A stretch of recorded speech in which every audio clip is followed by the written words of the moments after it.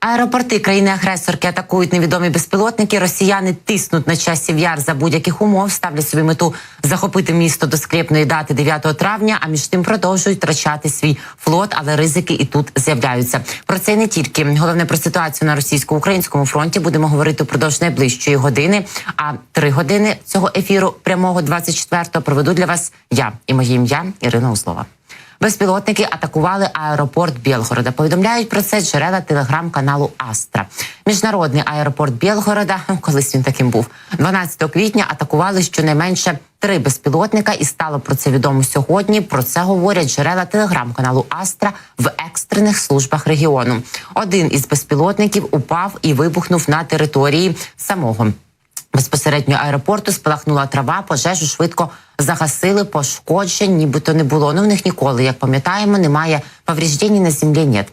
З 24 лютого 2022 року, з того дня, коли Путін розпочав повномасштабну війну проти України, на всі польоти з міжнародного аеропорту Білгорода введено заборону. А в принципі, куди ж їх пустять? Нема куди і летіти, хіба в КНДР. Там на них чекають нові курорти, пам'ятаєте?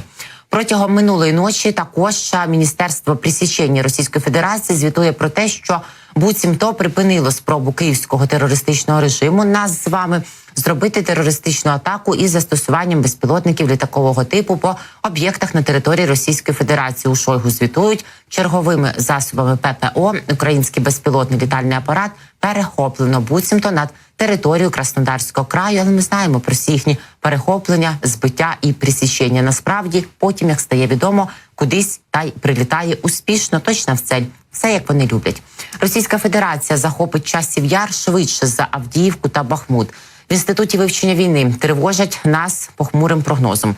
Окупанти хочуть скористатися значною нестачею української артилерії та засобів ППО. Про такі ризики ми постійно говоримо зараз в наших ефірах із військовими експертами.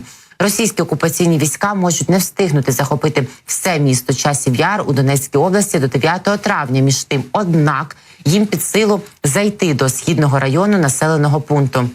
Як повідомляє Американський інститут вивчення війни, дефіцит артилерії та засобів ППО у Сил оборони України може дозволити росіянам швидше просуватися під час операції захоплення міста. У своєму звіті аналітики нагадали заяву головнокомандувача Збройних сил України Олександра Сирського про наказ військового командування Російської Федерації захопити часів Яр до російського скрєпного праздничка Дня Перемоги 9 травня. За словами американських експертів, мета влади РФ захопити часів Яр лише за 3,5 тижні вказує на те, що вона вважає, що її окупаційна армія зможе захопити місто більш швидкими темпами, ніж Бахмут у травні 2023 року, але яке брав Пригожин і його зеки, або Авдіївку у лютому 2024 року, яку росіяни не могли взяти, нагадаю, з жовтня 10 числа року 2023-го. Окупанти, ймовірно, хочуть скористатися значною нестачею української артилерії та засобів ППО, які мають вирішальне значення для української оборони та які не обмежували оборону Бахмута чи Авдіївки тою мірою, якою вони обмежують зараз. Російське військове командування ймовірно оцінює, що критична нестача боєприпасів в Україні, що триває, дозволить російським військам захопити часів Яр за кілька тижнів, незважаючи на оцінку ЄСВ про те, що російські війська наразі досягли лише східної частини мікрорайону каналу у Східному Часовому Яру. Однак російське командування постійно ставить нереалістичні цілі щодо просування росіян, і російський воєнний блогер висловив надію, що російські сили зможуть просто увійти в новий мікрорайон на південному сході Часового Яру до 9 травня.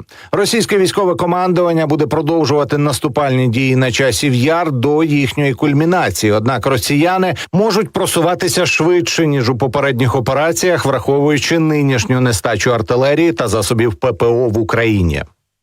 В Україні на фронті протягом минулої доби відбулося на загал 54 бойових зіткнення. У Генштабі в ранковому зведенні розповіли, що загалом російські окупанти завдали 8 ракетних та 85 авіаційних ударів, здійснили 98 обстрілів з РСЗВ по позиціях Сил оборони та населених пунктах.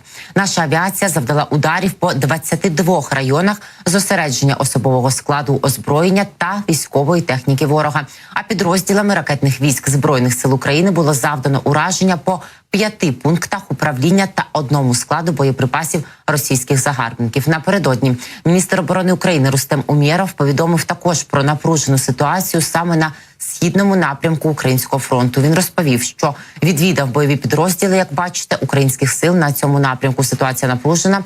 Ворог намагається просунутися вглиб позицій сил оборони, зосередившись для прориву західніше Бахмута, повідомив міністр. Він зазначив, що українські військові завдяки відвазі, підготовці та професійності зривають плани загарбників, хоча ті й мають чисельну перевагу. Також під час візиту він нагородив військовослужбовців, які відзначилися у тяжких боях державними нагородами та відзнаками.